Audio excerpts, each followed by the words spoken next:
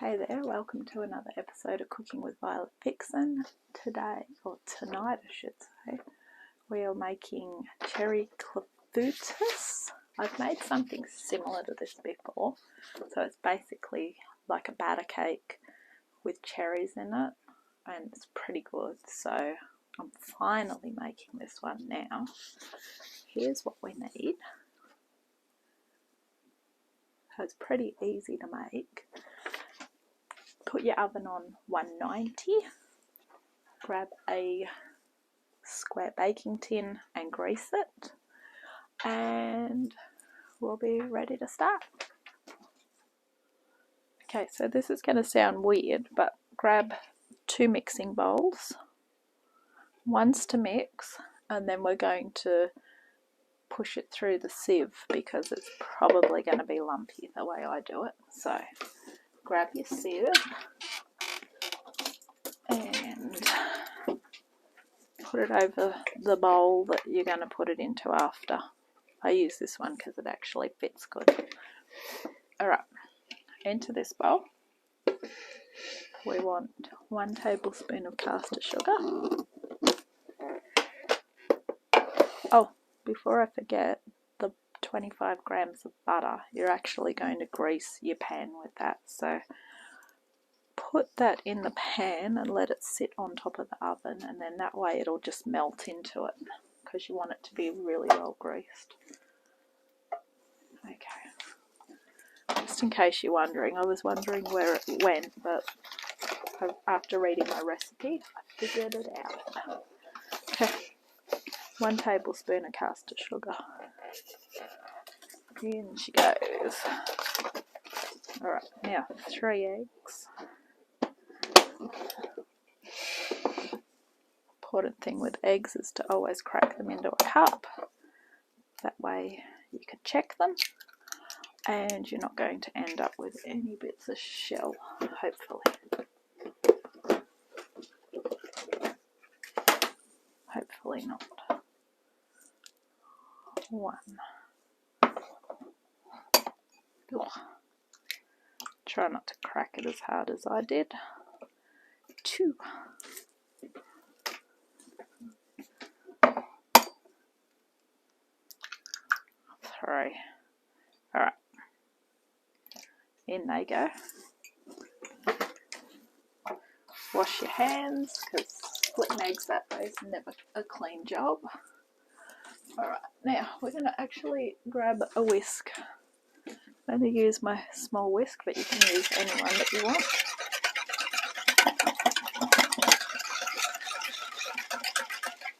Okay, stir in the milk, so you've got 1.5 cups of milk.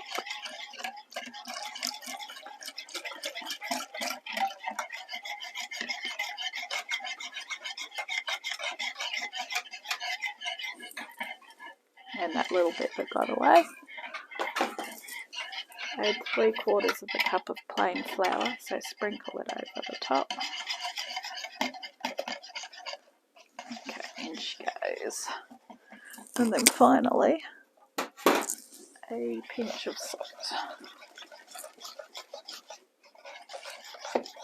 Should be a yellowy coloured batter. Alright, pinch of salt, and I just use the sea salt that I'm going to crack. And I called it, there's definitely lumps and bumps in this one, which is why we're going to push it through the sieve.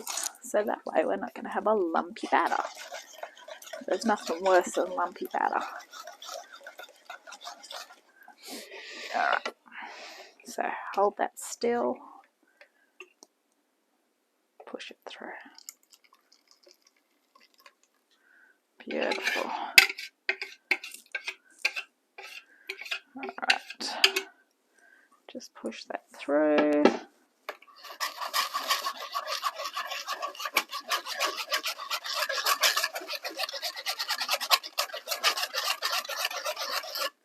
Now, if you're fortunate enough to be able to get fresh cherries, go for it. Otherwise, you're going to have to resort to using frozen, which if you're living in Australia at the moment, You probably are aware of the fact that there's been a lot of damage to all the cherries with all the crazy weather that's going on. So they're either going to be very expensive or non-existent. So the best thing to do is to buy the frozen. They still look pretty good, I must say. I think I used some of these, and I can't even remember what it was for, a few weeks or a month ago, but I had to buy more. So that's these. So bring over that pan. That just does not want to sit where I want it to. Alright, now that butter didn't end up melting, so I'm going to help it. Okay, you can melt it in the microwave, or you can just do what I'm doing, and it actually probably wouldn't hurt for the butter to go into it because it's going to obviously make it into a buttery substance. So just break it up. Alright, grab your cherries. I did try and defrost them as much as I could so that way they wouldn't bleed. Bleeding is when it goes into the mixture. But if they do, if they bleed, they bleed. Alright. Oh, these are so good.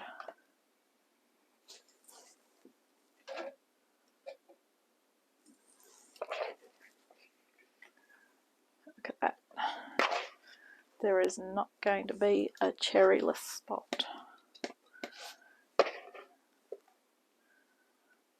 This would probably be, I'm going to say, a good one for Christmas, but not really. If you buy a kilo of cherries for Christmas and you want to part with 450 grams of them, then it would be a good one. But I don't really think anyone wants to part with that many cherries, not when they're so expensive and good. So it's up to you. Alright. That is strained enough, so we've got a nice smooth batter. Basically, all we are going to do... Okay, so if you're using fresh cherries, you need to wash them and take the stones out of them. Don't need to do that. Someone already did that for me. Thanks. Pour this batter over the top. Probably doesn't matter too much as to how you actually get it in here, because just go for it. Should look something like that. Okay, now this is the easy part. This is quite simply going in the oven for 35 minutes, and after 35 minutes it'll be ready. So I'll see you soon. Okay, after 35 minutes it looks pretty awesome. I suggest that you don't leave the extra butter in like I did, because as you can see it looks a bit buttery, but it's still good. Sprinkle that icing sugar on top. It says to serve it cold, so leave it to cool and enjoy. Thank you for watching Cooking with Violet Vixen. I'll catch you next time.